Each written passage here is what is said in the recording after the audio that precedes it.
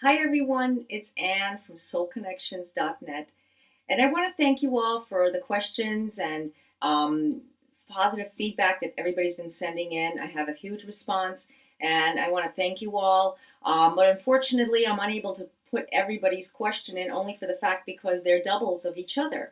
So what I've done was try to combine them all to give you the most direct answers on the questions that you've submitted. So I hope that your question was included. If not, I promise I will make another video shortly after this one, and I will include as many as I can. So today I have a total of 12 questions, but this may be a little bit more of a lengthier video. So like the last video, we'll see how it goes. But anyways, I just want to let you know in advance. So let's start with the question number 1. Okay. Do twin souls share each other's spirit guides? Well, actually, because they are one half of each other, they can't exactly share the same spirit guides. They do share the same soul source, of course, but when they come into this world, they're actually completely unrelated.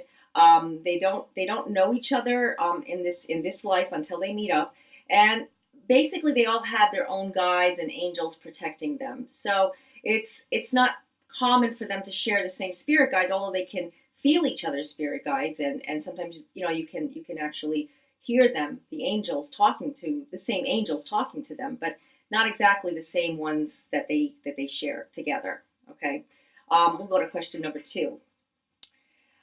How are you able to connect with someone through the person who is getting the reading? For example, the other twin. Okay, well, it's from the spiritual energy that's actually surrounding you. Not everybody will be able to read this way or pick up your twin flame directly. It's like at random times that they can, and it's like random times that they will actually feel everything that happens with that other twin, just like you will be feeling your other half at random times. So when you're getting any type of reading, you need to be completely open and really willing to allow your energy to be read. Sometimes people can be very close-minded, for whatever reason. Everybody is different. This is why I always advise that it's not a good idea to get a reading when you're really like anxious or really upset about a situation. It's better to be more relaxed, more calm, because the reader can pick up like vibrations coming from that person, and sometimes the energy can get a little confusing. It happens to a lot of people. So it's just something good to keep in mind. Okay? So now we're going to go to question number 3. Okay. How will you know you've met your twin? Okay. Um, well, at first it may be a little difficult because, well, they're not completely aware. And just because they feel drawn to a certain individual, there are times when it's like love at first sight, and you will know that person is your other half. It's like no doubt in your mind. You're going to know that this person consumes something about myself, and you know that this person completes you. So everyone is different, and no two twin couples are the same.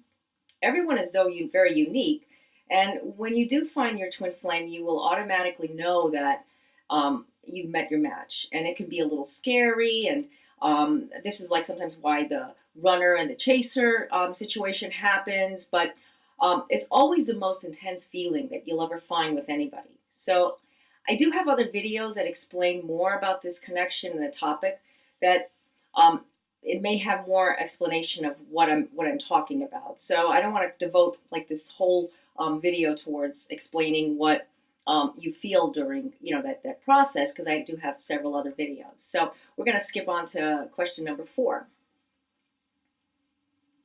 Okay. My twin and I have repeated cycles of separation. The lesson is the lesson is the same every time. I'm going on 2 years of healing. Is there any indicator or recommendations of getting in alignment?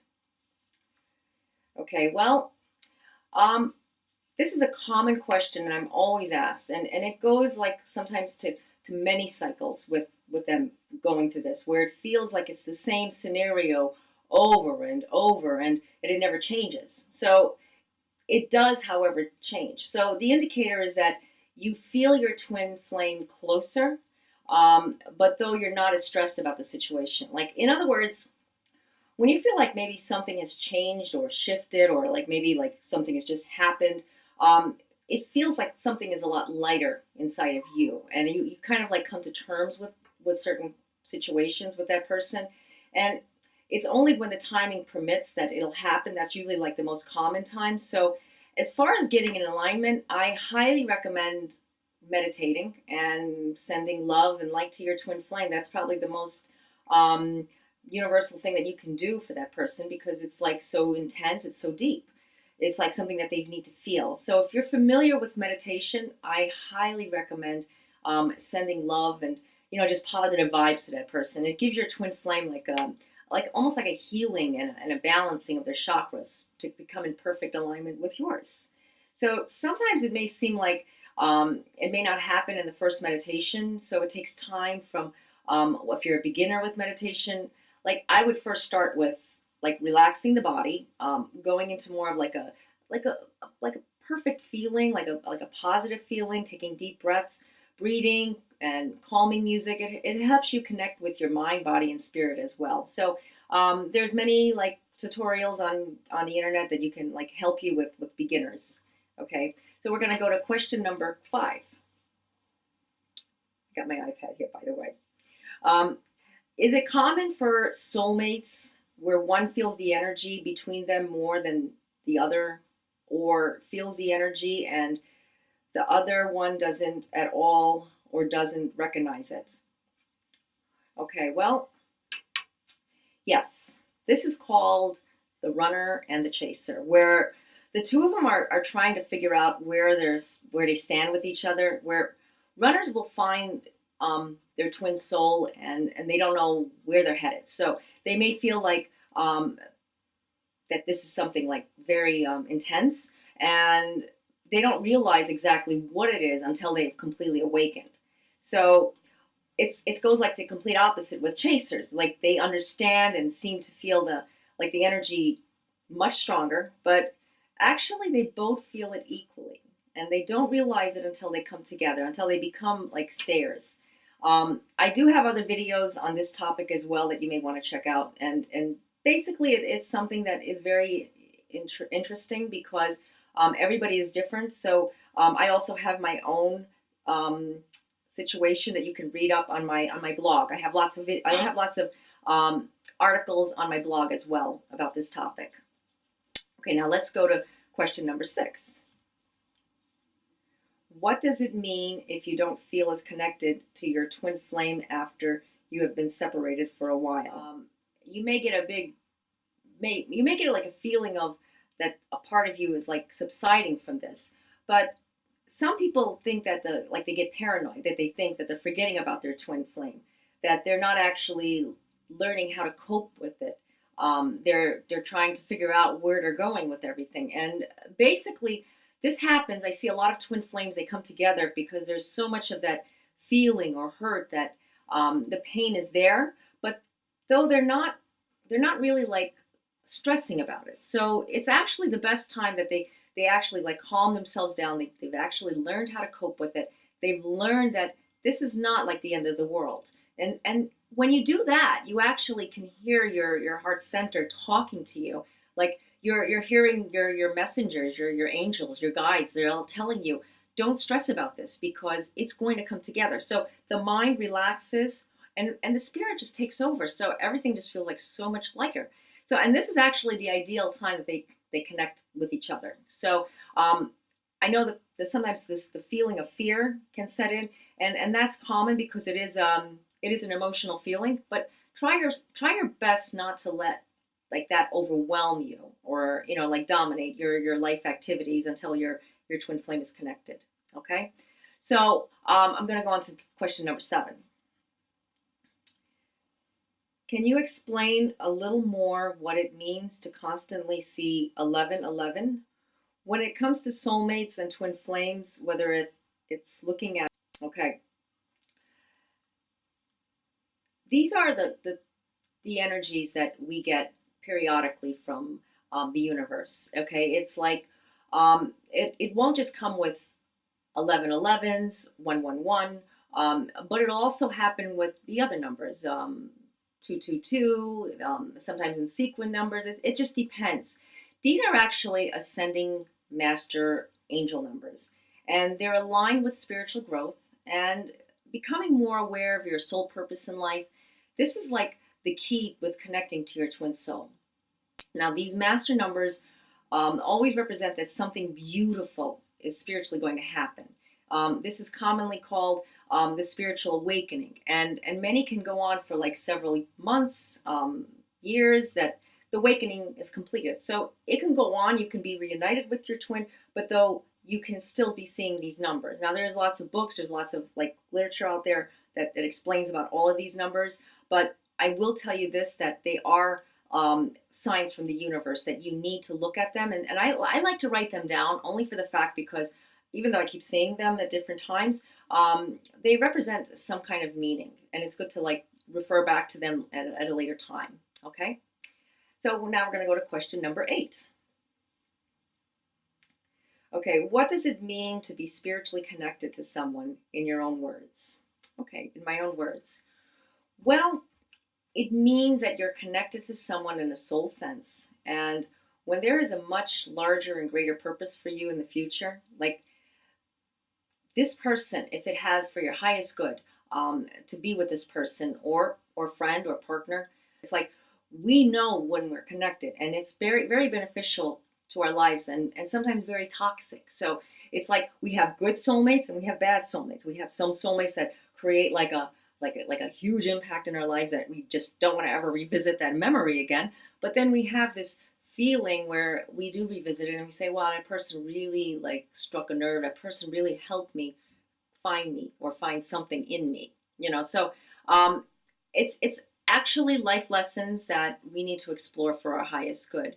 So there's really no way to really explain it, but when you're spiritually connected, you know that that person is like a part of you, or in some type of way is going to supplement something in you, is the best way I can describe it. But I also have other videos about soulmates, so that is a part of the soulmate topic that you can visit on my website, soulconnections.net, and the links will be posted on the bottom after this video. Okay, so now we're going to go to question number 9. Okay. Is there a way to increase telepathy and or communicate spiritually within the twin flames even after a runner chaser situation while getting back together? Okay, well, you automatically feel the energy, and it's only when you're spiritually awake and aware of these things. It's like if you're feeling stressed or any kind of anxiety, it's very difficult to pick up or tune in to your soulmate. You're basically like kind of like putting like a fog or kind of like a like a muzzle over the telephone, or however you communicate with them spiritually. That's the best way I can describe it. So there's no way of really increasing the energy of communication to your soulmate, but getting more in touch with your spirituality. And I find meditation really benefits people with connecting with a spiritual sense to connect and communicate with them. And it also helps with relaxing the mind, so that when you're in total relaxation and able to feel that person, it's a lot easier than if you were trying to channel that person. It's like impossible to just like try to like communicate with that person like in deep thought and try to like say, I'm going to talk to this person. Although some people have the gifts where they can actually hear the thoughts, or they can sense the thoughts, or they can finish the sentences, which usually comes with twin flames or deep karmic soulmates. So it depends. So you have to be in the right mindset. It's impossible to really like just try to channel into it. It just happens. So at various times when you're not expecting it, you're going to get visions, you're going to get flashes. Many times you're going to see this person in your dream, or you're going to talk to this person in your dream. But you're able to connect with your soulmate. That soul connection is there. So remember, it's a soul connection, especially if you shared past lives with that person. You really have like this deep like spiritual bond with that person, and it's something like that they need to complete. So it's always a good idea to write down any kind of like images or visions or voices or anything that you hear. Just it's good to keep them in a journal. I always do this. Okay. So now we're going to go into question number 10. Okay. Is it possible that unknowingly be sending messages to each other? And is there any way to know if a message is from them? Okay, well, um, the best way I can describe this one is that um, yes, there may be many messages unknowingly you're sending to that person because there's a strong link, just like I was mentioning in the previous question. That's why it's best to write everything down. Just keeping it all like in a journal, knowing that the messages that come through may be something spiritually sent, or something in your mind, or something in like a thought or wishful thinking or whatever. But that's why I always advise just let it happen. Write it down. If it's a passing a message or a passing thought, you will at least have like knowledge of it later on and understand it. And I'm sure glad I've done it in the past because it made a lot of sense years later. Okay, so I hope you can just jot it down when you can. Now we're going to go to question number 11.